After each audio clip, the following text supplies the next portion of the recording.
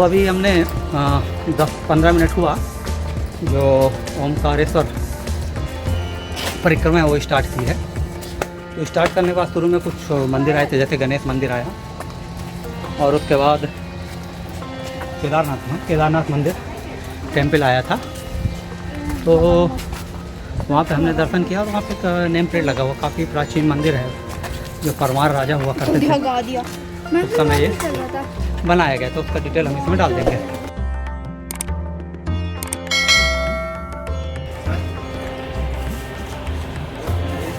पुराना मंदिर है क्या? पुराना मंदिर है क्या अम्मा ये? हाँ, ये देखो नहीं, बोट लगाई। इस मंदिर का निर्माण 13वीं शताब्दी में परमार शासकों द्वारा कराया गया था, जिसका जीर्णोद्धार मराठा काल में हुआ। फोटो ले लूँ?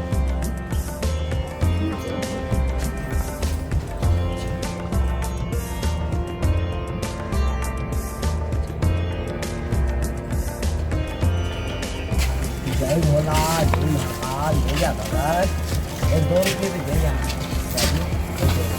क्या भगत, माँ की परिक्रमा कर जाए 2 रुपये के धर्म से मत नाराज बाजू।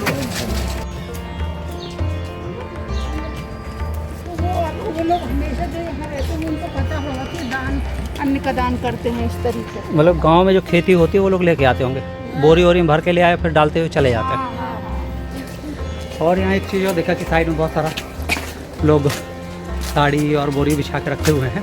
तो उसमें लोग कुछ चावल और गेहूँ, मक्का और वो भी है, फ्रेश मक्का भी है, मतलब क्या इसको पॉपकॉर्न बोलते हैं, वो भी था। और तो उत्सुकता हुई कि भाई ऐसा क्यों है, तो उसके मैं आपको फ़ोटो भी दिखा दूँगा, ये मेरे पीछे भी है। तो उत्सुकता हुई कि ऐसा क्या है और क्यों है।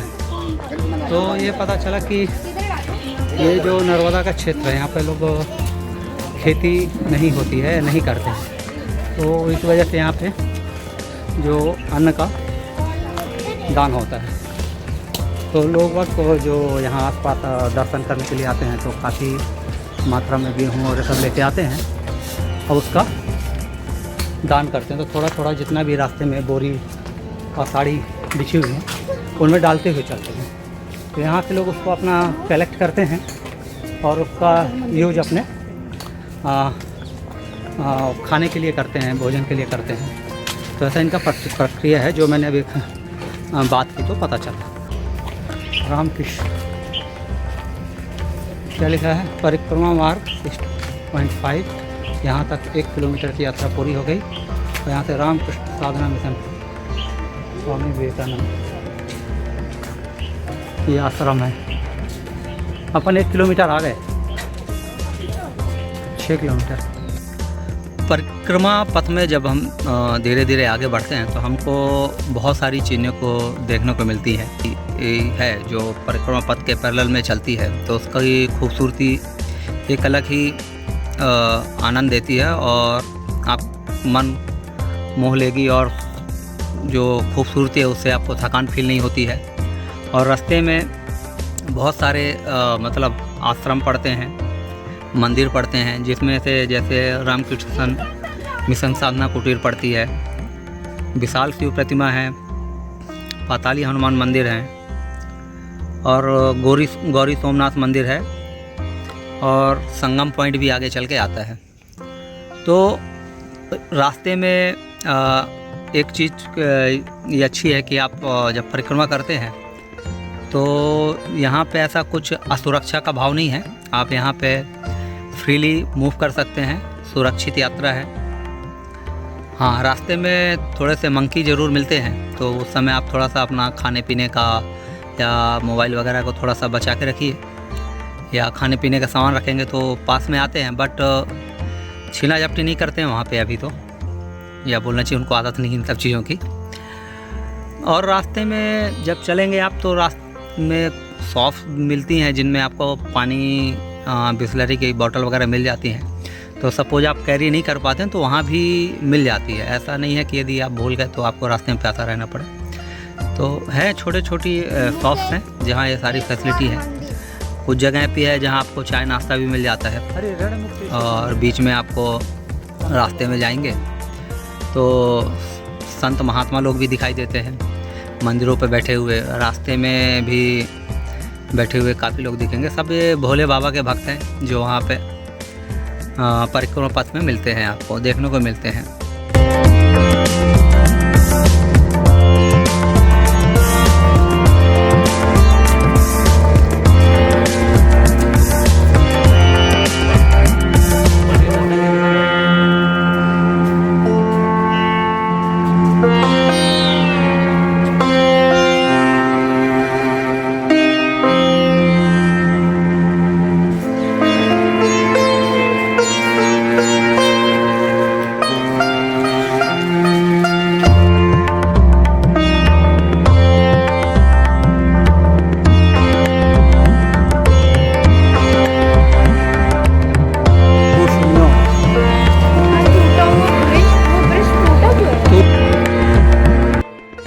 परिक्रमा मार्ग में जब हम धीरे धीरे आगे बढ़ते हैं तो मैं जैसे अभी बताया कि नर्मदा जो रिवर है उसका आपको अप्रतिम सौंदर्य देखने को मिलता है और उसमें बोट्स वगैरह चलती हैं, उनकी बीच बीच में आवाज़ आती है। चारों तरफ जंगल है, उसका जो नेचुरल ब्यूटी है,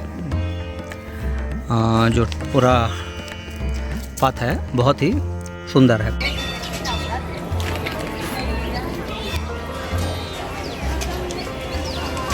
संगम घाट है।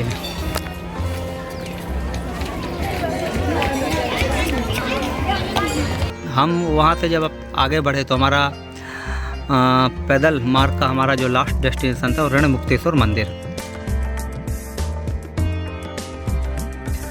तो रणमुक्तेश्वर महादेव का जो टेम्पल है, यहाँ मतलब ऐसी मान्यता है कि यदि आप भगवान महादेव जो यहाँ रणमुक्तेश्वर के रूप में बैठे हैं और उनका यदि आप दर्शन करते हैं तो आप सभी रणों से मुक्त हो जाएंगे, जीवन में आपके ऊपर कोई कर्जा नहीं रहेगा, ऐसा यहाँ पे मानना है। और एक चीज़ और है कि जब हम मंदिर में जा रहे थे तो वहाँ बाहर ही लिखा हुआ था कि यहाँ पे भगवान को अपनी इच्छाओं पूर्ति के लिए चना की दाल चढ़ाई जाती है, जो कि मंदिर के बाहर ही जो शॉप्स हैं वहाँ पे ये चीज़ें मिल जाती हैं आपको वहाँ चढ़ाने के लिए। और मैं पहले भी बता चुका हूँ कि यहाँ पे अन्नदान का बहुत महत्व है, क्योंकि पैसे से ज़्यादा लोग अन्नदान का महत्व वहाँ देते हैं, क्योंकि ये नर्मदा का ये जो परिक्रमा पथ का एरिया है, यहाँ पे कोई अन्न का उत्पादन नहीं होता है, क्योंकि ये सब ज़मीन पथरीली है, पहाड़ है, यहाँ कोई भी अनाज पैदा नहीं होता है।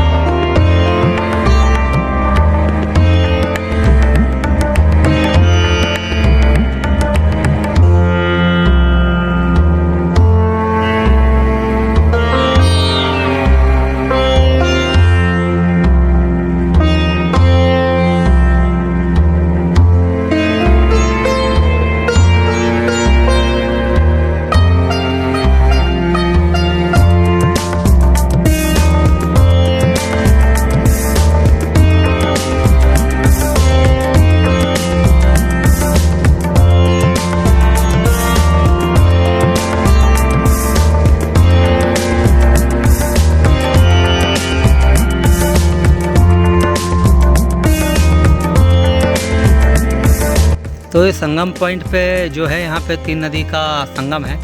एक तो नर्मदा नदी है, दूसरा क्षिप्रा नदी है जो उज्जैन की तरफ से आती है, और तीसरा गोदावरी नदी है। बट वहाँ पे दिखाई 2 ही नदी देती है। मेरा भी क्वेश्चन था, वहाँ पे मैंने पूछा कि भाई यहाँ दिख तो 2 ही नदी रही हैं, 2 धाराएँ आके यहाँ मिल रही हैं, तो यहाँ पे 3 नदी का संगम कैसे है? तो उन्होंने बताया कि गोदावरी है जो दिखाई नहीं देती हैं, बट यहाँ पे 3 नदी का संगम है। तो हमने कहा ठीक है। और संगम पॉइंट से हमने क्या किया कि अपनी पैदल यात्रा ख़त्म की और हम यहाँ से बोट पे आगे की परिक्रमा पूरे करने का मतलब हमने सोचा था, और वैसा ही किया। हमने आगे की परिक्रमा बोट से की, और बोट में जो चार्जेस थे 150 रुपये पर पर्सन था, और बच्चों का हाफ लगता है, 5 साल से छोटे बच्चे हैं तो उनका हाफ चार्जेस है।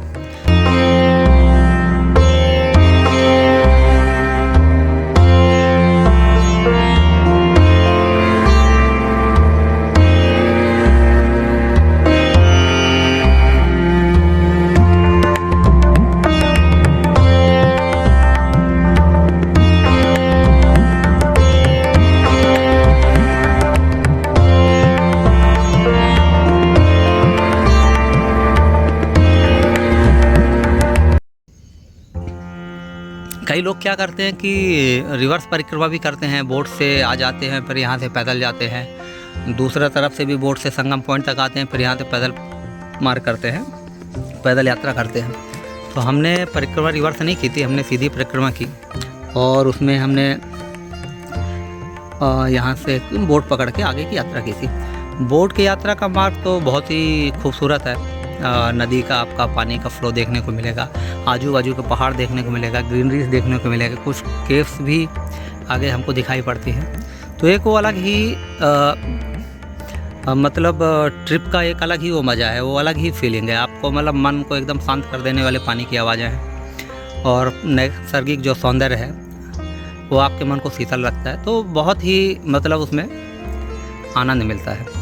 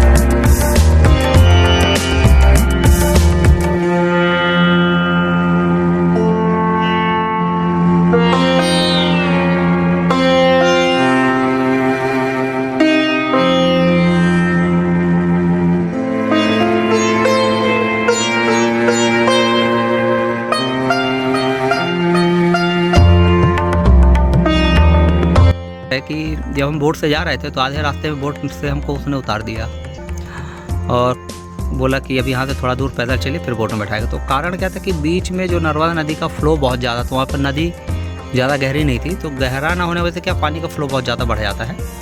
तो वहाँ से वो हमको थोड़ा सा पैदल चलना पड़ता है, फिर वो बोट में आगे आएगा, फिर आपको पिकअप करके। दोस्तों अभी हम संगम घाट से बोट पकड़े थे, हम आधी परिक्रमा पैदल किए थे, उसके बाद संगम घाट से बोट पे हम परिक्रमा को कंप्लीट करने के लिए चले। तो उसके बाद बोट से हमारे रास्ते तक आए और वो बोट हमारी अभी पीछे जा रही है, खाली है। तो क्या यहाँ पे पानी का फ्लो बहुत ज़्यादा है, तो यहाँ पर लोग बोट खाली करवा देते हैं और यहाँ से फिर कुछ दूर पैदल चलना पड़ता है, तो वही बोट हमको आगे मिलेगी, फिर वो हमको बैठा के हमारे डेस्टिनेशन में छोड़ेंगे।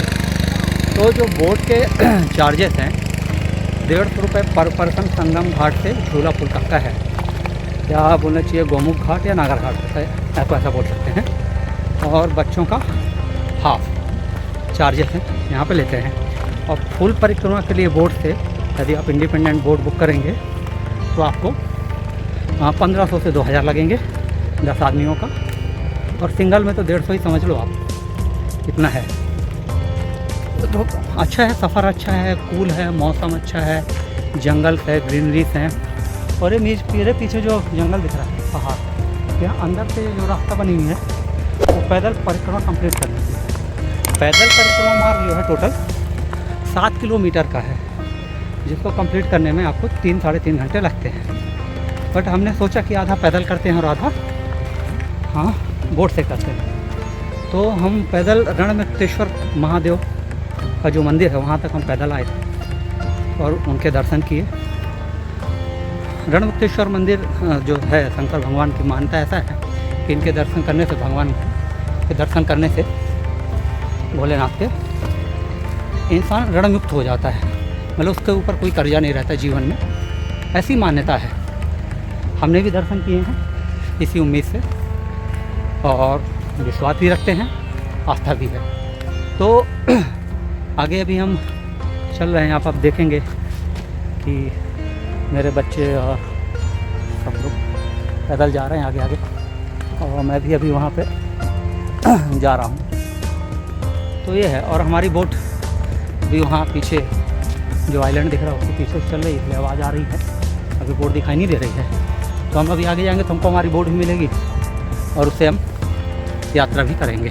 तो ये आ गई बोट हमारी, आप देख रहे हैं कि बोट आ रही है हमारी काफ़ी तेज़ी से, हम भी एक पास में जा रहे हैं, उस बोट में बैठ के आगे की यात्रा कंप्लीट करेंगे।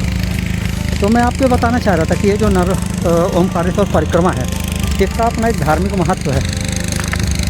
जैसे लोग नर्मदा परिक्रमा करते हैं, वो तो बहुत बड़ी है, बहुत है, वो तो मेरे ख्याल से 600 या 1000 किलोमीटर के आसपास होती है। जैसे मुझे आइडिया नहीं होता अभी, उसके बारे में रिसर्च नहीं किया ज़्यादा। लेकिन ये जो ओमकारेश्वर परिक्रमा है 7 किलोमीटर का टापू है ओम के आकार का, जिसकी परिक्रमा की जाती है। इसी के इसका नाम ओमकारेश्वर भी है। इसी की परिक्रमा करते हैं लोग। और एक्चुअल में क्या है, यहाँ पे जो भगवान ओमकारेश्वर है, इनका जो शंकर भगवान का जो ज्योतिर्लिंग है, यहाँ 2 रूप में विराजमान है। एक तो ओमकारेश्वर है, दूसरा ममलेश्वर है। तो आज हमने सुबह ममलेश्वर टेम्पल के दर्शन किए, तो बाद में ओमकारेश्वर के दर्शन किए, उसके बाद खाना खाया। खाना खाने के बाद का परिक्रमा स्टार्ट की।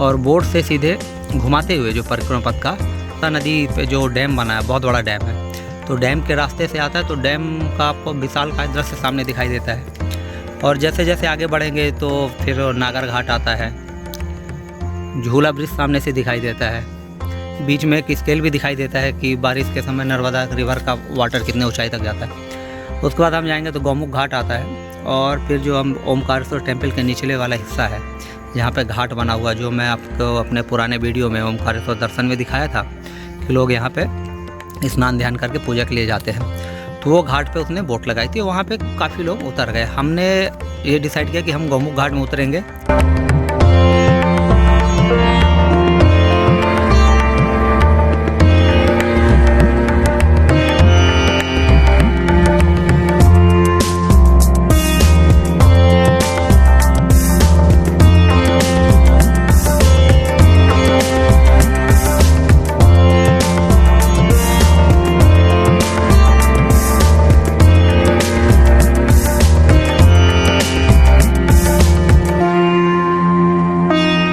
ओमकारेश्वर परिक्रमा का जो मेरा एक्सपीरियंस था, और जो मैं कंक्लूज़न बोलना चाहूँ तो ऐसा है कि जो ओमकारेश्वर परिक्रमा हमने जो जहाँ से संगम पॉइंट से बोट से स्टार्ट की थी ओमकारेश्वर टेम्पल तक, तो जब हम अपने होटल पहुँचे थे तो वहाँ से हमने चूँकि जानकारी ली थी, तो उन्होंने पूछा कि आप कैसे आए, तो उनको बताया। तो उन्होंने बोला कि अरे आप संगम पॉइंट से तो जो बोट पकड़ ली, वहीं से तो अभी रास्ते में आपको पैदल आना था।